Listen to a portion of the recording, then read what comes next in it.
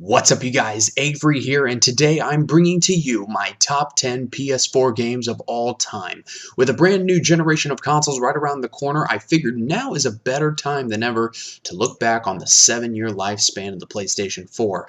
Now, I should note that some games on this list are not exclusives to the console, some are multi-platform, and I am only including games I have played. I'm sure games like Persona 5 or Alien Isolation and many others may need to be on here, but I didn't play either of those games in particular, so I would love to know in the comments what you guys think is the top 10 PS4 games. And with all that out of the way, let's just dive right in. And also, I want to give a shout out to Angry Joe's top 10 animation. I love this animation, so I just had to use it in my video, so all the props go to him. Without further ado, let's dive in.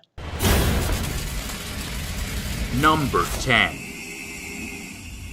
Horizon Zero Dawn. Now, Horizon is a beautiful masterpiece of a game. Everything from the characters to the quests and combat is breathtaking. Who would have ever thought taking down big-ass dinosaurs would be so damn satisfying?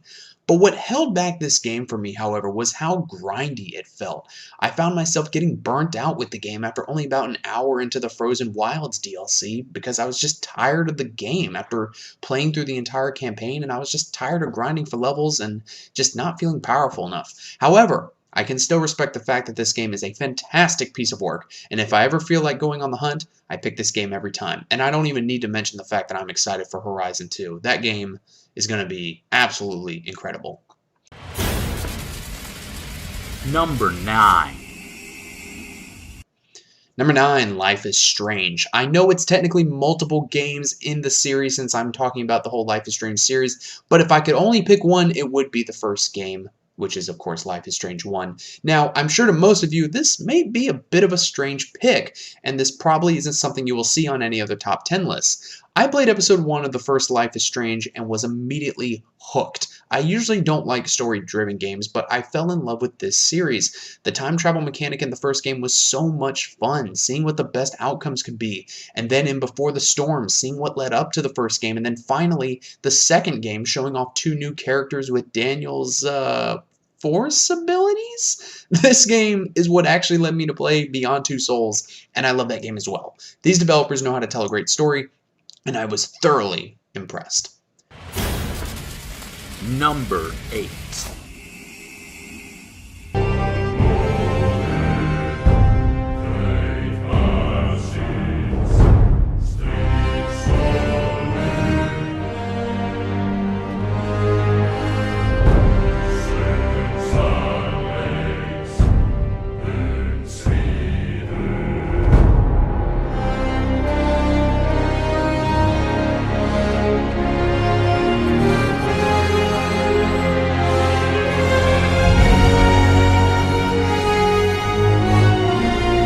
God of War. So let me tell you my history behind the God of War franchise, because it's a doozy. One day I decided I wanted to play the new God of War, but I wanted to play the older games first. So I used a 7-day free trial of PlayStation Now and played God of War 1 and 2 this way. I know, not the best, but it worked, it got the job done. And then I went and played God of War 3 Remastered since I got that for free a while back because I'm a PlayStation Plus member. And then I borrowed God of War 4 from my friend, and I've been in love with the series ever since. All of the God of Wars are amazing. The characters, the story, the combat. I love God of War 4 and can't wait for God of War Ragnarok. Being able to customize your armor and make yourself more powerful is just badass. Even with all the times that Kratos says, "Boy." Number 7.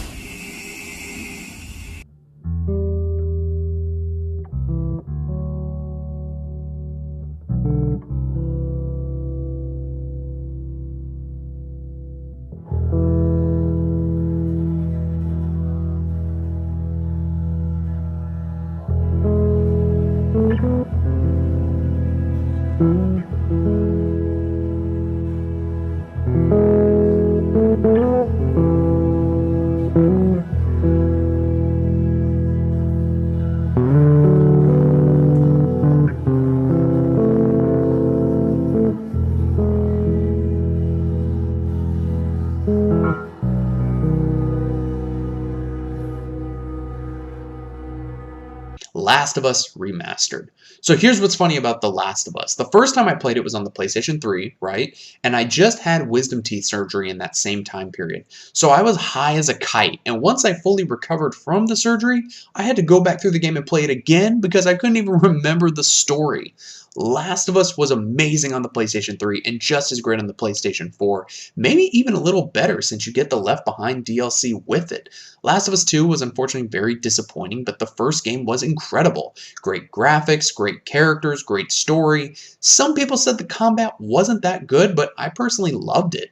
The slow combat gave you a variety of ways to tackle situations. Instead of fighting, maybe you wanted to sneak past the enemy or just go out guns blazing. The remaster is just like adding a cherry on top of a perfect sundae. Number 6. Crash Insane Trilogy. I remember vaguely as a kid playing Crash Bandicoot, and the work that Vicarious Visions did here was amazing. It's the same Crash, but prettier, and there's nothing wrong with that. The original on the PlayStation helped set the standard for platformers and collectathons like Super Mario 64 did, so to have this game remastered is just great. And there's not much else to say here because it's literally the same trilogy, but prettier and in HD. Number 5. NieR Automata. My friend suggested this game to me, and at first I was hesitant, but when he let me borrow it, I loved it. I recently bought it for my Xbox One to play through again because I love the game so much. The combat, the progression, the multiple endings, the different combat mechanics between 9S, 2B, and A2 is so much fun. I cannot wait to play this on Xbox Series X, and I'm even more excited for the remaster of the original NieR. If you haven't played this game yet, you need to go and play it. Number 4. Doom 2016 and Doom Eternal. I know it's multiple games in one listing again, but come on. Both of these games are very similar, minus the story.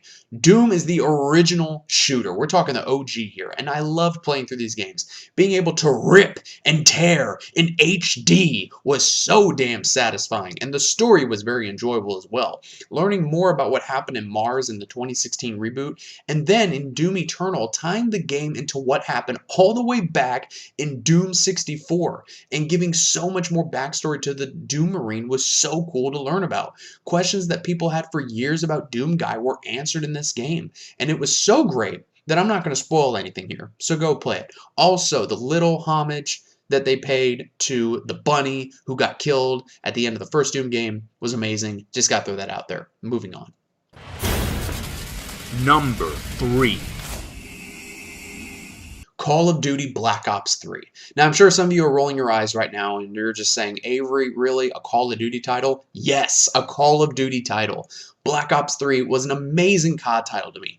I loved the movement. It felt balanced much more than the previous COD title that year, which was Call of Duty Advanced Warfare. So it just felt great to me. Now, for the most part, I should say. But now the campaign, I will be honest, it was garbage. It just didn't make any sense. But what made it great for me was not just the multiplayer, but the zombies. Getting on for hours at a time to complete a zombie Easter egg with friends was so much fun. The maps were great. The zombie story itself was very interesting, a very interesting take in how it progressed the entire timeline and story of zombies. And I still love going back to Rise and Drag to this day and attempting that Easter egg because if you know what you're doing, it's fairly easy, and the wonder weapons for all the maps were just so overpowered and fun to use. And then, not to mention that near the end of the game's life cycle before the next COD came out, Zombie Chronicles, which was a remaster of a bunch of zombies maps, minus Shangri-La. I really hated that map. But finally being able to do the Moon Easter egg with my friends, the Ascension Easter egg, reliving my memories on Kino der Toten, reusing old strategies that I used on the original Black Ops was such a joy and is definitely a gem in a sea of garbage from other COD titles, especially from the Boost Jump era. Number 2. Sonic Mania. Now, Sonic Mania is a return to form for the Sonic franchise, and it was so much fun. Literally, the only thing that pissed me off about this game was that there was no damn Platinum trophy. I got all the trophies in this game, and I gotta say, the one where you have to play Tetris and win was so aggravating. It was so frustrating. I love playing as Super Sonic. I love playing through all the levels, some of which were from previous Sonic games, and it reminded me of the time of playing Sonic on my Sega Genesis. Christian Whitehead Studio did an excellent job making this game, and I really hope they make more Sonic games in the future. Or hell, let them make Sonic Adventure 3. Please, Sega, give me Sonic Adventure 3. And no, Sonic 06 doesn't count. Don't get me started on that dumpster fire. Number 1.